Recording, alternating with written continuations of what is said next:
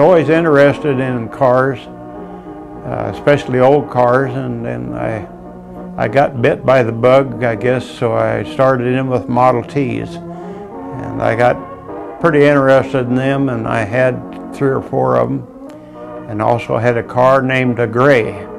And I had to have that because that was my last name. And now I'm trying to get rid of everything because I'm not physically able to get down and work on them, and I hate to ask everybody else to come and work on them for me.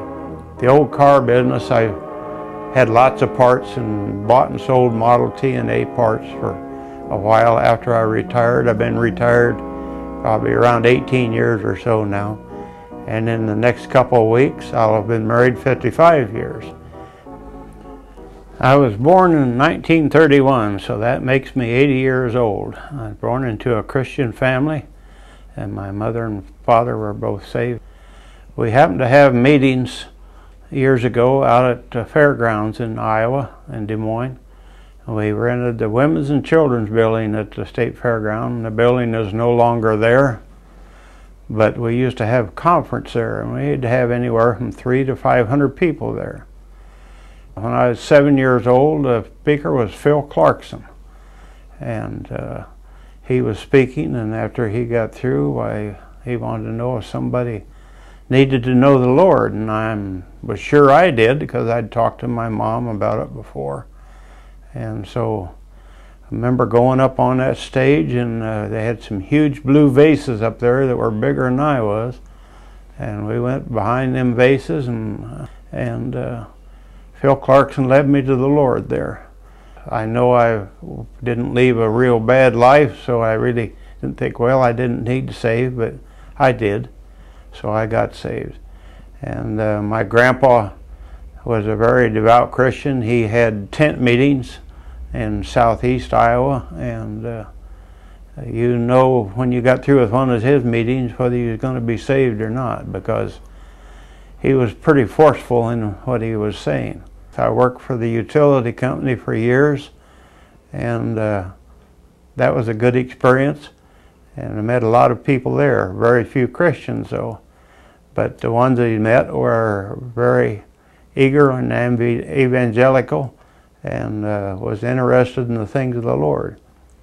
And after that, why, I was in the Navy for a while, and met a few Christians there and enjoyed the service. I couldn't have picked better duty if I wanted it. I was on a repair ship over in Japan and Korea, and that was pretty interesting. And then when I got out, I come back to my job at the utility company, and I carried on there, but I met a fella in San Diego, and he was an old retired Marine, and he would go down to the border every day at Tijuana and San Diego, and he passed out tracts, and he would ride the trolley down there every day, and I was interested in him, so I wanted to help him, and so we done that. And if he had that much gumption to go down there every day and pass out tracts, why, I think he needed my prayer and support. I met my wife.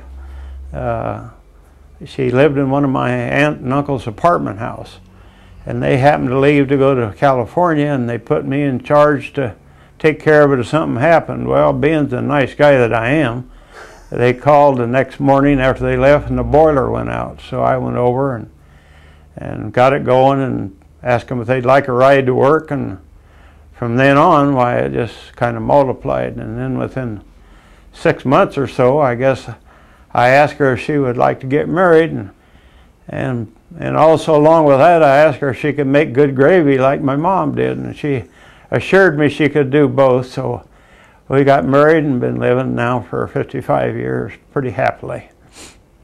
We had 2 boys, David and Daniel, and they're both Christians, and their families are also.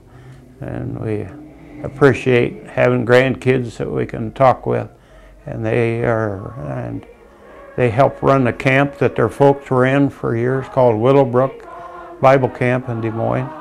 And I helped out there for years with mowing grass and washing dishes mostly.